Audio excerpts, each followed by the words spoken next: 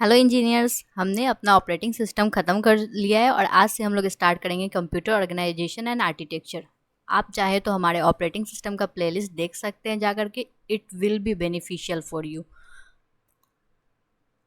तो हम लोग स्टार्ट करते हैं कंप्यूटर ऑर्गेनाइजेशन और आर्किटेक्चर के इंट्रोडक्शन से कि बेसिकली इंट्रोडक्शन में मतलब क्या कि आर्किटेक्चर होता क्या है, ऑर्गेनाइजेशन होता क्या है। तो आर्किटेक्चर जो हमारा होता है इम्प्लीमेंटेशन ऑफ हार्डवेयर को हम लोग किस तरह से इम्प्लीमेंट कर रहे हैं वो आर्किटेक्चर में आता है। और ऑर्गेनाइजेशन होता है कि हम लोग आर्किटेक्चर को किस तरह से इम्प्लीमेंट कर रहे हैं और हमारा इंटेंशन ये होना चाहिए कि परफॉर्मेंस हमारे कंप्यूटर का हाई हो। तो ये मतलब बेसिक बातें थी। अब हम लोग डिटेल में देखेंगे कि आर्किटेक्चर, ऑर्गेनाइजेशन, कंप्यूटर, मेमोरी, ये सब क्या होते हैं। तो सबसे पहले हम देखते हैं computer architecture. Computer architecture is a science of designing and a computer system and also deals with the functional behaviour of computer system. Computer architecture basically बताता है कि हमारा कंप्यूटर डिज़ाइन किस तरह से हुआ है, उसका फंक्शनल बिहेवियर बताता है। ये कंप्यूटर के डिज़ाइन से डील करता है, ये डिस्क्राइब करता है कि कंप्यूटर क्या कर सकता है। कंप्यूटर आर्किटेक्चर इंडिकेट्स हार्डवेयर, ये हार्डवेयर को इंडिकेट करता है। और computer architecture also called instruction set architecture. Computer architecture को हम लोग इंस्ट्रक्शन सेट आर्किटेक्चर भी कहते हैं। और हम लोग कंप्यूटर आर्किटेक्चर के अंदर क्या क्या पढ़ने वाले हमारे सब्जेक्ट में, तो हम लोग पढ़ने वाले इंस्ट्रक्शन सेट, एड्रेसिंग बोर्ड और डेटा फॉर्मेट।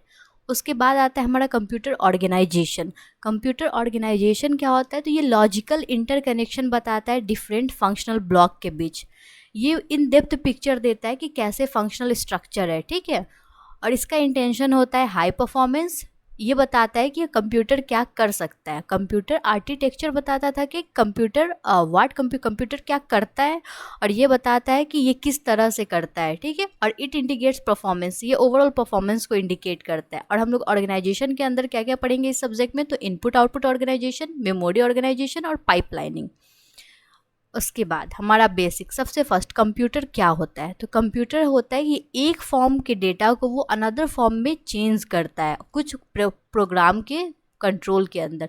मतलब क्या, basically computer converts one form of data into another form under the control of some programs. कुछ प्रोग्राम्स लिखे होते हैं जिसके थ्रू एक फॉर्म ऑफ डेटा जाता है, जैसे कि हमारा D1 डेटा गया प्रोग्राम्स के थ्रू, और इसको कंप्यूटर कन्वर्ट कर देता है प्रोग्राम्स का यूज़ करके D2 डेटा में। Functionality of computer is execution of program. हमारे कंप्यूटर का फंक्शनैलिटी होता है कि वो किसी भी प्रोग्राम को एग्जीक्यूट करे। प्रोग्राम क्या होते हैं, तो प्रोग्राम होते हैं set of instruction along with data. Instruction मतलब क्या है, जैसे कि आपको इंस्ट्रक्टर जो रहते हैं वो आपको क्या इंस्ट्रक्ट करते हैं, तो वो आपको ऑर्डर देते हैं कि ये करो वो करो। उसी तरह इंस्ट्रक्शन प्रोग्राम क्या होता है, सेट ऑफ इंस्ट्रक्शन जिसमें डेटा भी दिया होता है। अब इंस्ट्रक्शन क्या होता है, तो इंस्ट्रक्शन बाइनरी सीक्वेंस होता है जो कि डिज़ाइन किया जाता है प्रोसेसर को हम लोग CPU, हमारे प्रोसेसर के अंदर जो कुछ टास्क या ऑपरेशन परफॉर्म करने के लिए, ठीक है। तो हमारा कौन कौन सा इंस्ट्रक्शन होता है, मूव इंस्ट्रक्शन होता है, ऐड इंस्ट्रक्शन होता है, मल्टीप्लाई इंस्ट्रक्शन होता है, डिवीज़न इंस्ट्रक्शन होता है, ठीक है।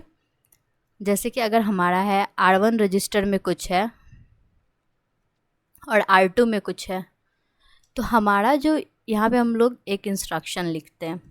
ऐसा टेंशन लेने की ज़रूरत नहीं, अगर ये आपको नहीं समझ में आ रहा है तो आगे ये आपको समझ में आएगा, R1 + R2।